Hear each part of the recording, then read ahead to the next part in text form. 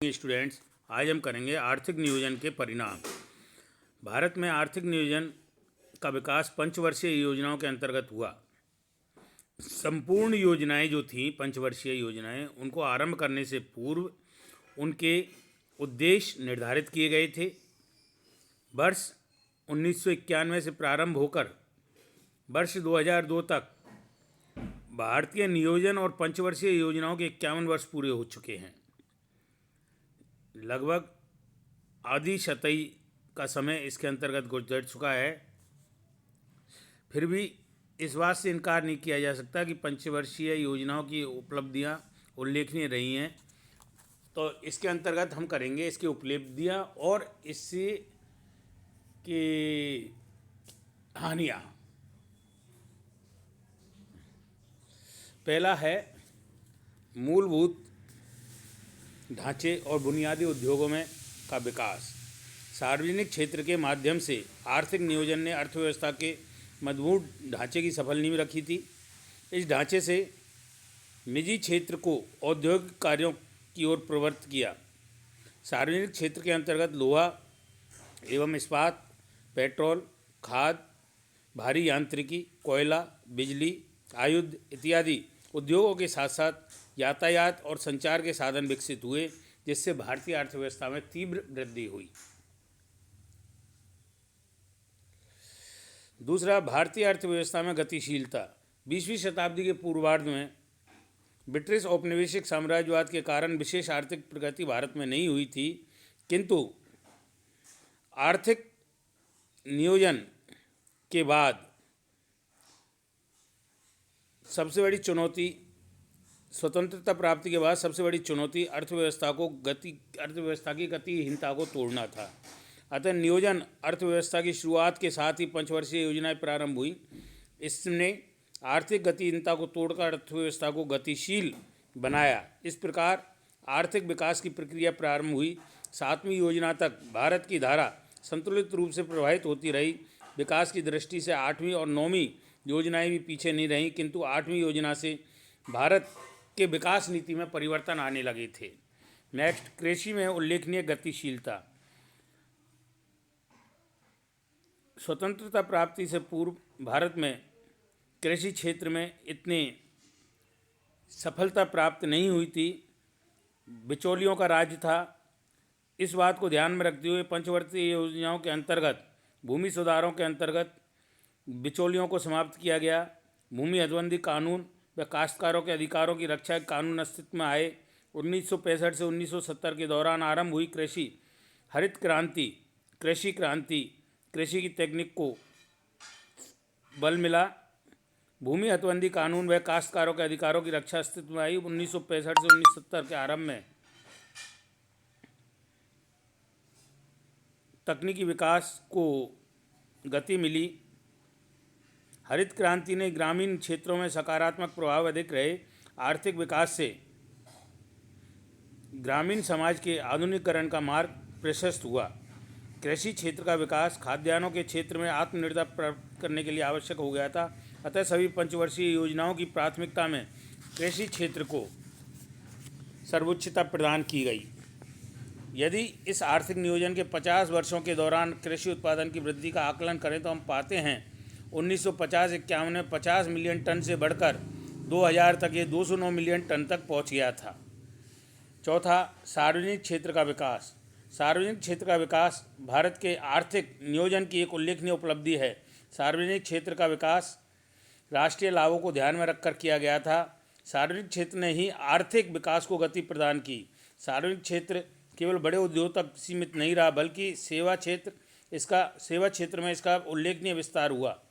सार्वजनिक क्षेत्र के विकास में ने निजी क्षेत्र की मनमानी पर अंकुश लगाया। इसे आदर्श मानकर निजी क्षेत्र आगे बढ़ा।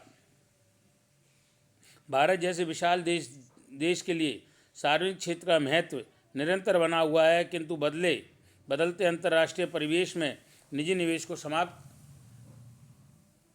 किया जा रहा है। निजी क्षेत्र को समाप्त किया जा रहा है। कीमतों में अस्थिरता।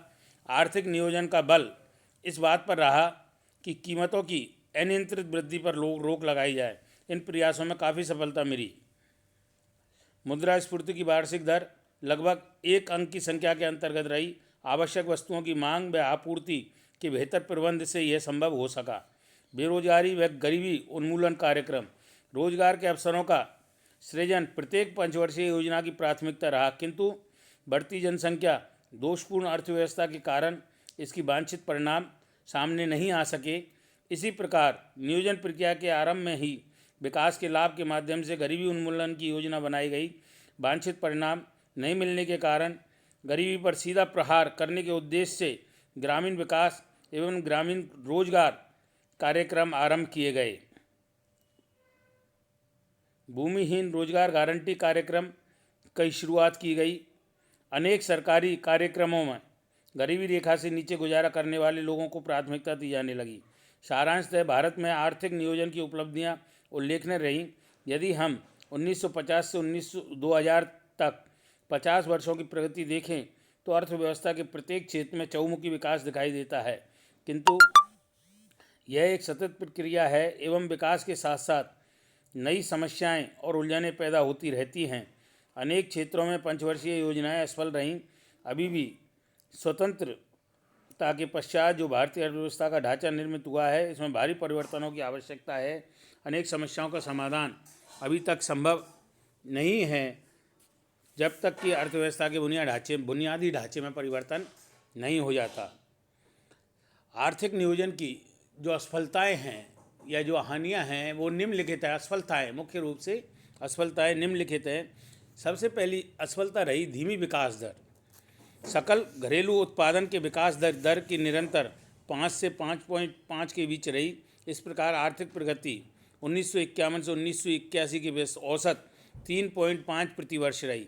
यदि हम जनसंख्या के विकास को दर को देखें तो आर्थिक विकास की दर ठीक ही रही, क्योंकि इस दौरान जनसंख्या वृद्धि की दर 2% रही। गरीबी उन्मूलन में असफलता। 1970 के पश्चात गरीबी छात्राओं का नारा केवल राजनीति तक सीमित नहीं है, बल्कि इस ओर आर्थिक क्षेत्र में अनेक प्रयास किए गए। यदि हम योजना काल का विश्लेषण करें तो पाते हैं गरीबी कम होने के स्थान पर और अधिक बढ़ी है। इसका प्रमुख कारण उत्पादन के साधनों का कुछ हाथों में केंद्रित होने की प्रवृत्ति को माना जा सकता है। जिन चंद हाथों में उत्पादन के साधन केंद्रित होते रहे हैं, वे इनका उपयोग राष्ट्रीय एवं सामाजिक आवश्यकताओं को ध्यान में रखकर नहीं, बल्कि अपने लाभ की दृष्टि से किया गया। यही गरीबी का प्रमुख कारण है। रोजगार सृजन में असफलता। ग्रामीण व शहरी क्षेत्रों में व्यापक बेरोजगारी नियोजन प्रक्रिया की असफलता का जीता जागता नमूना है। भारी उद्योगों पर अनावश्यक जोर देने का परिणाम बेरोजगारी की समस्या वृद्धि के रूप में सामने आई है। सामाजिक न्याय सुनिश्चित करने में असफलता। आर्थिक नियोजन के अंतर्गत हुए आर्थिक विकासों का लाभ समाज के गरीबतम हिस्से तक नहीं पहुंच पाते हैं। ग्रामीण क्षेत्रों में भूमि सुधारों की प्रक्रिया रुक जाने से भूमिहीन किसानों की निरंतर वृद्धि हो रही है। शहरी क्षेत्रों में काले धन की वृद्धि ने भयानक रूप धारण कर लिया है। इससे फ्यूल खर्ची के व्यय में वृद्धि हुई है।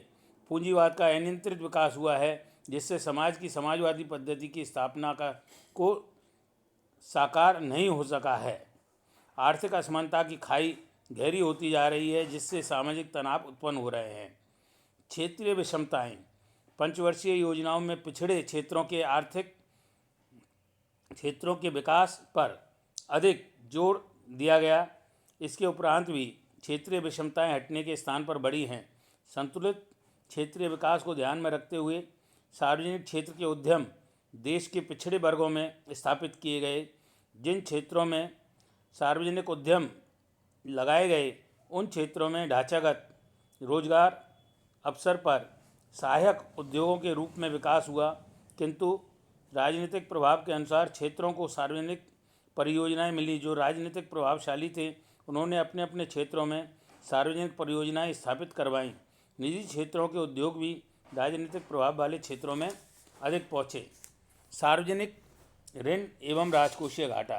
सार्वजनिक ऋण और राजकोषीय घाटा दिनों दिन बढ़ता गया, जो आर्थिक नियोजन की असफलता का सूचक है। इसका कारण भारत के सार्वजनिक, राजनीतिक एवं प्रशासनिक जीवन में जो भ्रष्टाचार था, वो मुख्य रूप से कारण रहा।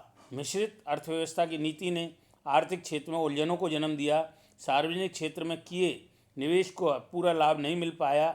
8वीं पंचवर्षीय योजना से सार्वजनिक क्षेत्र को सुधारने के स्थान पर इसको समाप्त करने की प्रक्रिया आरंभ की गई।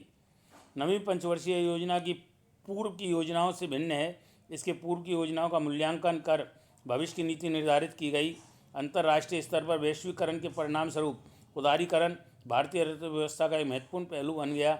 9वीं योजना में अन्य योजनाओं का मूल्यांकन करते हुए लिखा है, सामाजिक सरोकार के सभी क्षेत्रों में विगत 50 वर्षों में संतोषजनक प्रगति हुई है। फिर भी उपलब्धियां मिश्रित रूप से रही हैं, जिनमें असमानताएं और सख्त विषमताएं व्याप्त रहीं। 50वें एवं 60वें दशक में खाद्यान्नों का जो खतरनाक अभाव था वह समाप्त हुआ एवं देश आत्मनिर्भरता प्राप्त कर सका।